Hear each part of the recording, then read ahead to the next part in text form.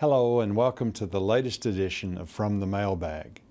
Jobs, jobs, jobs continues to be our main focus in Washington and the top issue on the minds of Arkansans.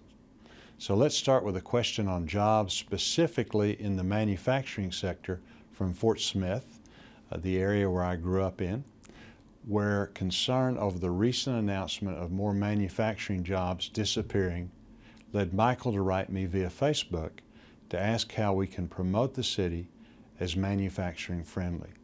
Well, first and foremost, I understand how important our manufacturing sector is. In fact, I believe that we can't be the country that we are unless we continue to encourage growth in our manufacturing center. I grew up in Fort Smith, our manufacturing town in Arkansas, and truly realize the importance that manufacturing plays. We have been blessed in Fort Smith and throughout the state in getting some jobs from manufacturers like Mitsubishi, who literally looked the entire country over to find a spot to where to locate. So we've been visiting with people like that and asking them, why did you come to Arkansas? Why did you pick Fort Smith? And so in learning what has gone on that way, we need to work to build the infrastructure that we need and improve it so that we can continue to attract manufacturing jobs. Along with that, we've really got to get some certainty in the country. Right now, no one knows what their taxes are going to be in the future as far as manufacturers, business people. The regulatory environment that we have right now, we certainly need regulation. There's no ifs, ands, or buts about that, but we need regulation that makes sense. We also need trade policy that doesn't run counter to our international best interest. So we need to simplify the tax code. We need to reduce the corporate tax rate, which next to Japan is the highest. We have winners and losers in the current tax code. Some people are paying the top rate. We have other companies like GE that aren't paying anything. So we need a fair and simple tax code. We've got to stop the heavy-handed regulations and get a sense of certainty. If we'll do that, then we can compete with anyone. A step in the right direction. We're not the free trade agreements, but the fair trade agreements that we signed with Panama, South Korea, and Colombia. These will be beneficial to those that manufacture and export in Arkansas. Let's go to our next question. Rick from Hot Springs asked via Twitter why I voted against the Rebuild American Jobs Act. I'm a very, very strong advocate for infrastructure investment. In fact, I would argue that the reason that we have become the great economic power that we have, one of the major reasons was the interstate highway system. That was truly a wonder of the world when President Eisenhower pushed that forward. I've served on the Transportation Committee now for the past 9 years, and now I'm serving on the Environment and Public Works Committee and the Commerce Committee in the Senate. So I really am very interested, really do understand a number of the problems that we're facing with infrastructure spending. I was concerned about the President's approach, first of all, in that it was done without any ability for Congress to interact with the President. This was strictly his bill. What I would rather like to see, rather than the bill that came forward from the President, I would very much like to get a 2-year highway bill. If we can get a 2-year bill done, then this will give the certainty that our road builders, that the states need, so that we can go forward with some major projects. So I think doing the $60 billion bill that the President proposed, I think that he was trying to put a step in the right direction. The problem is that we'd be much better off with a 2-year bill. And so that's the route that I would like to take, and working with, it's interesting, Senator Inhofe and Senator Boxer. They don't agree on a whole lot, but they work very, very closely together on the committee, one being the chairman, Senator Boxer. The ranking member is Senator Inhofe. Both of them are working very hard to come up with a 2-year bill, which I think that would really help a lot with their infrastructure, and then also put a lot of people to work. The good thing about the infrastructure projects is you create jobs when you're actually doing them, but also after they're done, that's where the real economic benefit comes in the sense of, that also puts people to work permanently, and that's what we're looking for.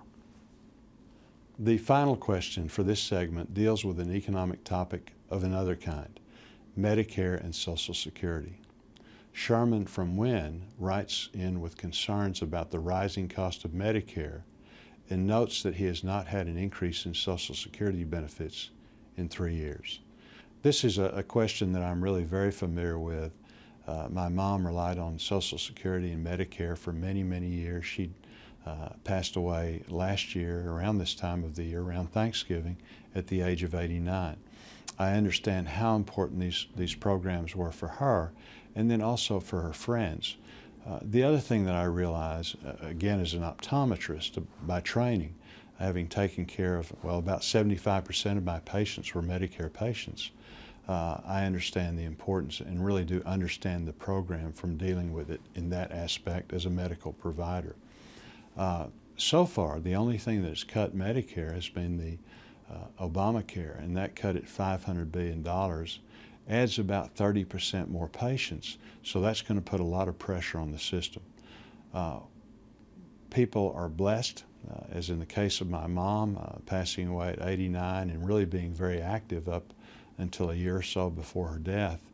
As a result of that, it's putting a lot of pressure on our system.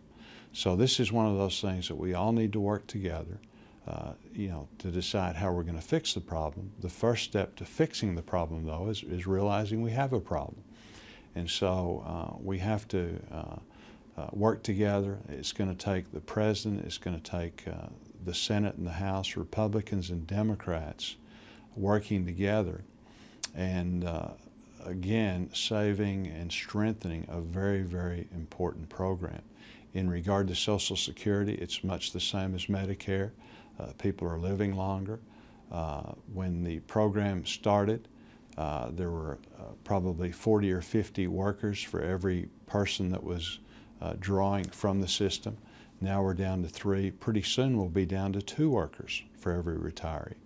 And so that just doesn't work. So as a result of that, we need to do the things that we'll take to strengthen and fix Social Security and preserve this very, very important program. I think it's important for those that are retired now. You're going to hear all kinds of stuff. Don't worry. No one is talking about, cutting your benefits. In fact, literally over our dead body. Are we going to do that? This is a contract with you. Your benefits are fine. The talk of is in changing the benefits for younger people, those in their early 50s, so that they will have the same sort of benefit that our seniors now are enjoying in the future. So as with Medicare, it's going to take all of us working together, and in doing that, it'll take presidential leadership, Republicans, Democrats. Most importantly, with these issues, it's going to take the people of America also giving direction. In regard to the COLA, it was a while before we got a COLA, didn't get one the last 2 years. That was because the formula that's used to figure the COLA is outdated. It was done many, many years ago. It doesn't include any health care cost in it, for instance. That's crazy. That's one of the seniors' most important causes of inflation, is increased Medicare costs and things like that. So the formula needs to be redone to reflect the true cost of the cost of living, and that's something that I support. And again, working together, these are some things that we can fix in the future that will strengthen the Medicare program, strengthen the Social Security program, so it will not just be a benefit for those that are retired now, but be a benefit for my children and grandchildren in the future. Well, thank you so much for joining us for this segment of From the Mailbag. To watch past episodes or subscribe to our e-newsletter, please visit my website at www.boozman.senate.gov. And also, email us or Facebook us questions that you'd like to have on in the future. Thank you very much.